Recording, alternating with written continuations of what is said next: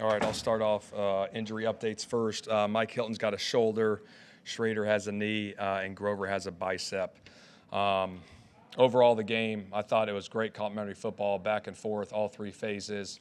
Shagu getting the punt block there was huge, getting the takeaways by Mackay.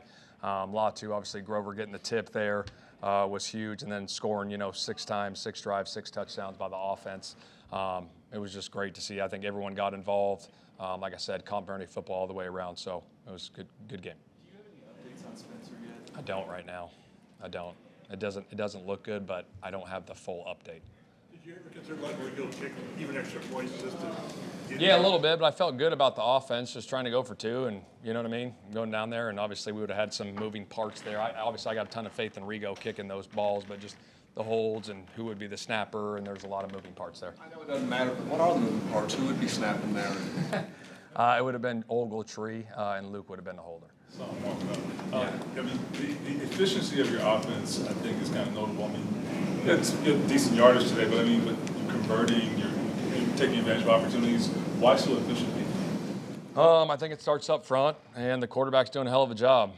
Third downs were efficient. I think 8 for 10. We're moving the ball. We're completing passes at a high clip. I mean, I don't know. He's completing 73% of his passes every week, and so when you're doing that, you're going to be pretty efficient on offense, and he's continuing to do that for us. What did you guys do with Tyler keeps getting called for the OPIs, but it doesn't look.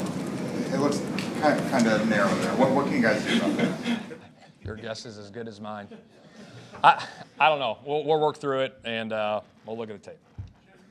You see him every day, but what is your appreciation for Ashton Newman? I mean, he's as gritty as they come. He's as tough as they come, and he does anything that's asked, and he understands his role.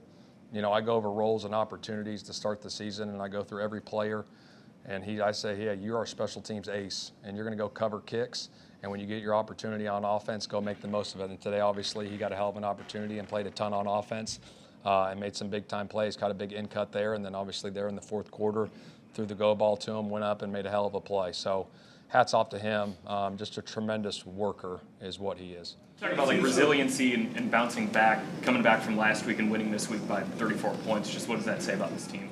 Yeah, I think the guys, I mean, like I said, like last week was last week. I mean, that's the National Football League. You don't ever want it to happen.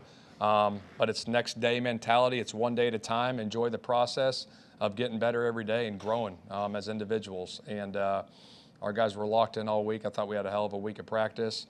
And to see it come to fruition, here on Sunday, just hats off to all the guys and all the coaches. The offensive balance you guys have sounds kind of boring, but I mean, you shut down the run early, but you guys stayed with that. How does that balance make you dangerous?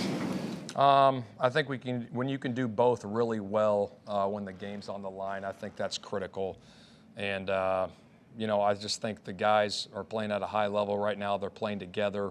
The communication piece is huge. There's so many details that go into it throughout the week, and the side conversations that take place with the quarterback and the center and the receivers and the meetings, the extra meetings that they have, going through every little detail of every possible look we could get. Stuff comes up on, game day, and those guys are all prepared and ready for it.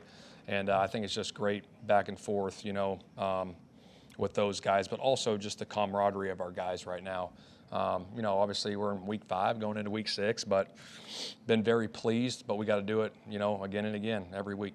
So actually doing play a lot today. Yeah. More normally does on offense, and 80 minutes didn't play until the fourth quarter. Can you explain sort of that decision? Yeah, obviously, just I told like I said, told you guys, 80's got to earn it, and so that was a situation where Doolin was going to start at X and play most of the game, and if we needed 80 in a situation, we would have to use them, and we played him there at the end.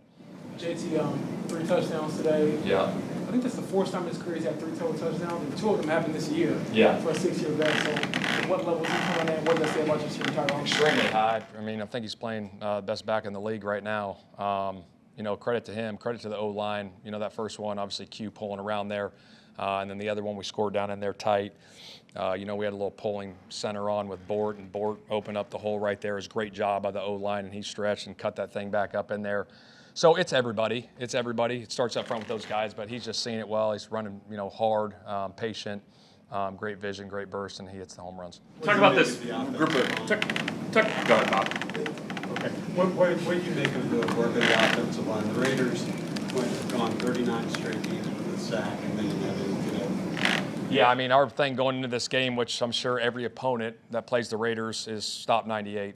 He's one of the best in the league right now, and so going in the game, we were trying to get 4 hands on him as much as possible, not run at him. If we did run at him, make sure we got 4 hands on him there, because we know he's a huge problem, and it's a credit to our guys, going out and executing the game plan. How important is it with this offensive line to have the versatility where you can get guys out in space, but you can also kind of run downhill with them?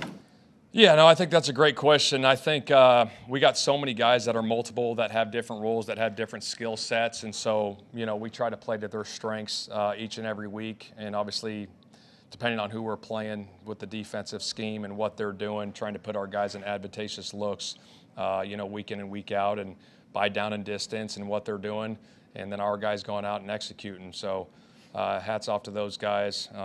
Again, I think today too, I just want to mention, like, our defense giving up 6 points is huge. I thought those guys played incredible. They're flying around making plays. It was fun to watch. Couple more. It's not often in the NFL that a head coach gets to say to the first team, you can take a rest in the fourth quarter. Is that a satisfying moment for a head coach? Yeah, it's kind of awkward, to be honest, because this league, every game comes down to one scores a lot, but it's nice for those guys to get a quarter off and rest their bodies going into next week. But it's a credit to those guys executing early and often to get that done. Last year, you all had 8 wins, and they were all about 1 possession. Yeah. This year, you had 3 dominant wins. What's different, you think, about your team? Well, I think all things take time. You know what I mean? I think as you're building a program, sometimes it takes a little bit of time. And I think, we got some new faces in here. I think Chris has done a hell of a job with that. Daniel's playing at a high level, and guys are just believing in each other and believing in the process of what we're doing. And, it's been really good.